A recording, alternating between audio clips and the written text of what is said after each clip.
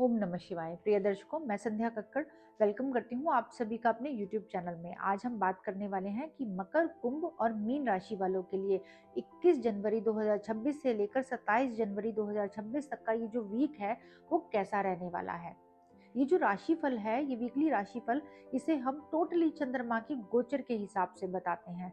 तो जो भी आप लोगों की चंद्र राशि है उसके हिसाब से आप जो है अपना राशिफल चेक कर सकते हैं। तो सबसे पहले बात कर रहे थे हम मकर राशि वालों के लिए। तो मकर राशि वालों की बात करें ना, तो इस वीक की स्टार्टिंग में आप देखोगे चंद्रमा का गोचर आपके सेकंड भाव में रहने वाला है, जहां पर ऑलरेडी राहु देव गोचर कर रहे हैं, जो कि आपका पूरा फोकस पैसे कमाने पर दिलाते हैं। आपके जो पूरा फोकस इस बात पर होता है कि किसी भी तरीके से आपके पास धन आना चाहिए, चाहे इसके लिए आपको कुछ भी करना पड़े, और आप कर भी रहे होते हो। लेकिन चंद्रमा यहाँ पर आने के बाद जो है ना, उसके अंदर आपके इमोशंस को ऐड कर देते हैं। तो यहाँ पर जो है ना, आप देखोगे आपके ऊपर काम का प्रेशर तो है, धन कमाने की इच्छा तो है, लेकिन कहीं ना कहीं आपका जो कनेक्शन है आपकी फैमिली के साथ ज्यादा हो सकता है। कहीं ना कहीं आपकी फैमिली के साथ आपके इमोशंस जो है वो कनेक्ट हो सकते हैं। तो ये टाइम जो है पैसा कमाने के साथ साथ अपनी फैमिली को भी टाइम देने का रह सकता है। इसके अलावा 23 जनवरी को जो चंद्रमा का गोचर है आपके थर्ड भाव में रहने वाला है। यहाँ पर जो है ऑलरेडी शनिदेव गोचर कर रहे हैं। तो ये जो टाइम है ना, आप देखोगे कि आप जो है ना हार्डवर्क तो बहुत ज्यादा कर रहे हो, मेहनत भी बहुत ज्यादा कर रहे हो, लेकिन रिजल्ट आपको बहुत स्लो मिल रहे हैं। मतलब आप जो है ना बहुत ज्यादा उम्मीदें, एक्सपेक्टेशन जो आपने लगा रखी थी उसके अकॉर्डिंग आप लोगों को रिजल्ट नहीं मिल रहा, क्योंकि शनि यहाँ आपको धैर्य, आपको सब्र सिखाने आता है। तो यहाँ पर अगर आपने अपने ऊपर कंट्रोल नहीं रखा, डिसिप्लिन में नहीं रहे और धैर्य नहीं रखा ना, तो ये चीजें आपको डिस्टर्ब भी कर सकती हैं। 23 जनवरी को चंद्रमा का जो गोचर है आपके थर्ड हाउस में रहने वाला है। यहाँ पर ऑलरेडी शनिदेव गोचर कर रहे हैं, तो शनि और चंद्र का एक विष योग यहाँ पर बनने वाला है। थर्ड हाउस ना आपकी कम्युनिकेशन का भाव है, छोटे भाई बहनों का भाव है। तो आप यहाँ पर देखोगे कि कोई ना कोई आपकी कम्युनिकेशन में ना कोई गैप रह सकता है, कोई लेट कम्युनिकेशन की वजह से चीजें डिले हो सकती हैं, कोई गलत फहमी, कोई मिसअंडरस्टैंडिंग हो सकती है। तो यहाँ पर ना अपनी कम्युनिकेशन पर बहुत ज्यादा फोकस करें। यहाँ पर आप लोग कोशिश करें कोई भी चीज जल्दबाजी में ना करें, क्योंकि शनि ना धैर्य के कारक है, कर्म के कारक है, उनको डिसिप्लिन पसंद है। बहुत जल्दबाजी में किया गया जो काम है ना, वो कई बार चीजें खराब भी कर देता है। तो इस चीज को आप लोगों को ध्यान में जरूर रखना चाहिए। चंद्रमा का गोचर 25 जनवरी को आपके फोर्थ हाउस में रहने वाला है। तो आप देखोगे आपका मदर के साथ कनेक्शन काफी स्ट्रांग रह सकता है। घर में आप काफी टाइम जो है स्पेंड कर सकते हो। घर में कुछ ना कुछ बदलाव आप लोग कर सकते हो, कुछ ना कुछ चेंजेस हो सकते हैं। कोई ना कोई नई चीज खरीदने के भी यहाँ पर बहुत ज्यादा योग बनते हैं। ये जो टाइम है अपने आप को इमोशनली स्ट्रांग बनाने का रह सकता है। इसके अलावा चंद्रमा का गोचर 27 जनवरी को फिफ्थ हाउस में रहने वाला है। यहाँ पर चंद्रमा ना उच्च के होकर गोचर करेंगे। फिफ्थ जो हाउस है आपकी संतान का भाव है, आपकी बुद्धि का भाव है, आपकी लव रिलेशनशिप का भाव है, आपकी क्रिएटिविटी का भाव है, इंजॉयमेंट का भाव है। तो ये टाइम आप लोगों के लिए इन सारी चीज़ों में बहुत जो है सपोर्टिव रह सकता है। आपके लव रिलेशनशिप में आपके इमोशनल जो है अटैचमेंट को बहुत ज़्यादा स्ट्रांग रह सकती है। आपकी संतान की वजह से या संतान के साथ जो है आप इस टाइम को काफ़ी इंजॉय कर सकते हो। मेंटल पीस आप लोगों का बहुत स्ट्रांग रह सकता है। इस टाइम पर कुछ नई स्किल्स सीखने का भी आप लोगों को मौका मिल सकता है। तो ये टाइम जो है आप लोगों के लिए काफी सपोर्टिव रहने वाला है। अब हम बात करेंगे वो कौन से उपाय करें जिससे ये जो टाइम है आपके फेवर में रहे। सबसे पहले तो आप अपने राशि के स्वामी यानी कि शनि देव को प्रसन्न करने के लिए ना, आप जो है जरूरतमंदों की हेल्प करें, आप मजदूरों की हेल्प करें, उन्हें कोई ना कोई जो जरूरत की चीजें हैं ना गिफ्ट में दे सकते हैं। आप ज्यादा से ज्यादा प्लांट लगाएं और बेजुबान जानवरों की सेवा करें। इसके अलावा आप शिव आराधना जरूर करें। अब हम बात करेंगे कि कुंभ राशि वालों के लिए ये वीक कैसा रहने वाला है। कुंभ राशि वालों की बात करें ना, तो ये वीक आप लोगों को पेशेंस की इंपॉर्टेंस सिखाने वाला है।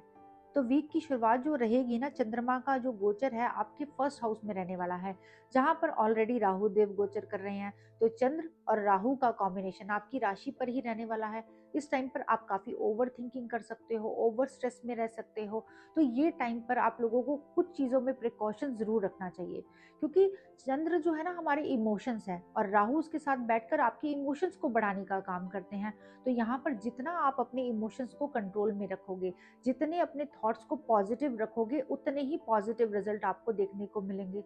जरूरी नहीं है कि हर चीज आपके कंट्रोल में रहे। आप जो है कुछ चीजों को छोड़ेंगे ना, तो ये टाइम आपको सपोर्ट करेगा। नहीं तो पुरानी बातों को लेकर या पुरानी चीज़ों को लेकर या बहुत ज़्यादा फ्यूचर की प्लानिंग को लेकर ना आप डिस्टर्ब रह सकते हो, तो इससे आप लोगों को बचना चाहिए। 23 जनवरी को चंद्रमा का गोचर आपके सेकंड भाव में रहने वाला है। सेकंड भाव जो कि धन कुटुंब वाणी का भाव है, आपके मुख का, आपके फूड का भाव है। तो यहाँ पर शनि और चंद्र का विष योग एक बन रहा है। तो ये जो योग है ना, आपको एक चीज के लिए अलर्ट जरूर देता है, वो है अपने खाने पीने की चीजों में आप लोगों को इस टाइम पर सावधानी रखनी चाहिए। अगर आपने इस टाइम पर अपने फूड हैबिट्स पर कंट्रोल नहीं रखा, तली भुनी बाहर का जो है जंक फूड अगर आपने ज्यादा खाया या अपने खाने पीने की चीजों में सावधानी नहीं रखी, तो आप लोगों को कोई ना कोई हेल्थ से रिलेटेड प्रॉब्लम आप लोगों को फेस करनी पड़ सकती है। तो यहाँ पर अपने फूड हैबिट पर आप लोगों को कंट्रोल रखने की बहुत ज़्यादा ज़रूरत रहेगी। सेकंड भाव जो है ना, आपकी फैमिली का भी भाव है। तो यहाँ पर शनिदेव बैठकर आपके फैमिली के साथ कहीं ना कहीं डिटैच करने का काम करते हैं। यहाँ पर कहीं ना कहीं आपके रिश्तों में दूरियां आ सकती हैं, तो फोकस करें अपने फैमिली के साथ, रिलेशनशिप है ना उसको सही रखने की कोशिश करें। इसके अलावा चंद्रमा का गोचर आपके थर्ड हाउस में 25 जनवरी को रहेगा। तो ये टाइम काफ़ी सपोर्टिव रह सकता है। आप काफ़ी अच्छी ज़्यादा ट्रैवलिंग कर सकते हो, धार्मिक यात्राएं कर सकते हो, घूमने फिरने की प्लानिंग यहाँ पर हो सकती है। यहाँ पर ना आपकी कम्युनिकेशन भी काफ़ी स्ट्रांग हो सकती है। बस एक चीज़ का ध्यान रखें, अपने इमोशंस पर कंट्रोल रखें और जल्दबाजी में डिसीजन लेने से बचें। 27 जनवरी को चंद्रमा का गोचर आपके फोर्थ हाउस में रहेगा, जहाँ पे चंद्रमा उच्च के होकर गोचर करेंगे। तो ये जो टाइम है आप लोगों के लिए काफ़ी सपोर्टिव रह सकता है। इस टाइम पर जो है अपने आप को आप काफ़ी लाइट फील करेंगे। जो स्टार्टिंग में, वीक की स्टार्टिंग में मेंटल प्रेशर आपके ऊपर था, एंजाइटी, फियर था, आप देखोगे उसमें आप लोगों को राहत मिलनी शुरू हो जाएगी। ये टाइम आप जो है काफ़ी इंजॉय भी करोगे। मदर के साथ कनेक्शन जो है, फैमिली के साथ के कनेक्शन है, पहले से बेटर हो जाएंगे। इस टाइम पर जो है आप अपने घर में कोई ना कोई बदलाव कर सकते हो, कोई ना कोई चेंजेस कर सकते हो, कोई नई चीज़ खरीदने के यहाँ पर बहुत ज़्यादा योग बनते हैं, कोई न्यू स्किल सीखने के भी यहाँ पे बहुत ज़्यादा योग बनते हैं। तो ये जो टाइम है आप लोगों के लिए काफ़ी सपोर्टिव रह सकता है। यानी कि वीक की शुरुआत थोड़ी सी हैवी रह सकती है, लेकिन वीक का जो एंड है वो काफ़ी स्ट्रॉन्ग रहने वाला है।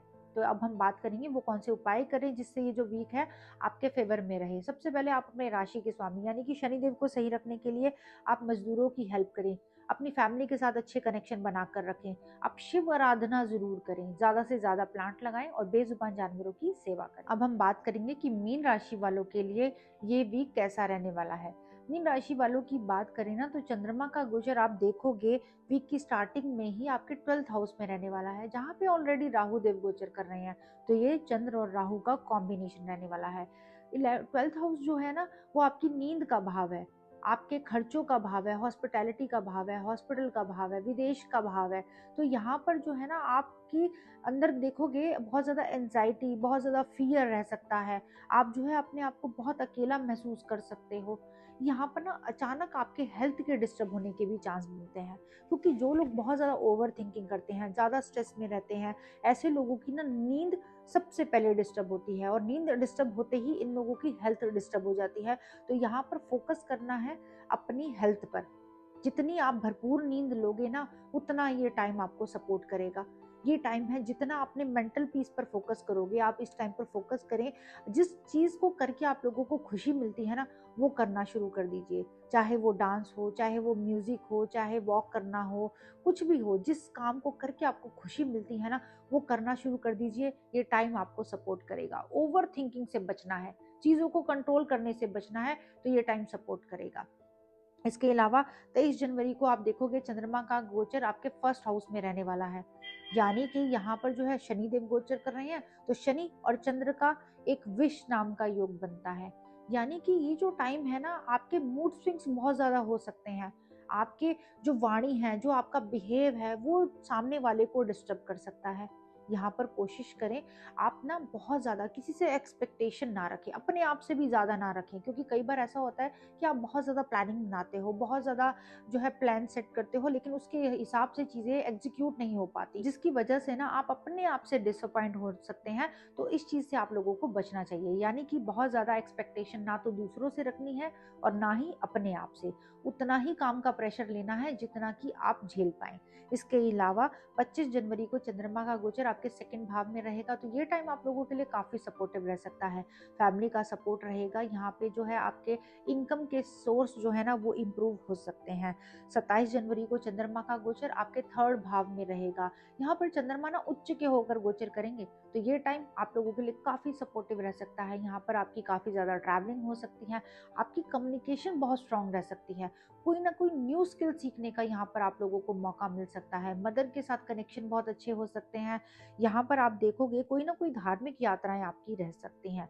तो आप देखोगे वीक की स्टार्टिंग में जितना प्रेशर आपके ऊपर था, जितना चीज़ें आपके लिए जो है खराब थी, उतनी ही एंड में आपके फेवर में होती हुई नजर आएंगी। अब हम बात करेंगे वो कौन से उपाय करें जिससे ये जो वीक है आपके फेवर में रहे। आप क्या कर सकते हैं? सबसे पहले आप अपनी राशि के स्वामी यानी बृहस्पति देव को सही रखने के लिए ना आप जो है अपने माथे नाभि जुबान पर केसर लगाना शुरू कर दीजिए। आप जो है विष्णु सहस्त्र नाम का पाठ करें, पीपल के पेड़ ज्यादा से ज्यादा लगाएं, बेजुबान जानवरों की सेवा करें। तो आशा करते हैं ये जो हफ्ता है आप लोगों के लिए बहुत सारी खुशियां और कामयाबी लेकर आएगा। ओम नमः शिवाय।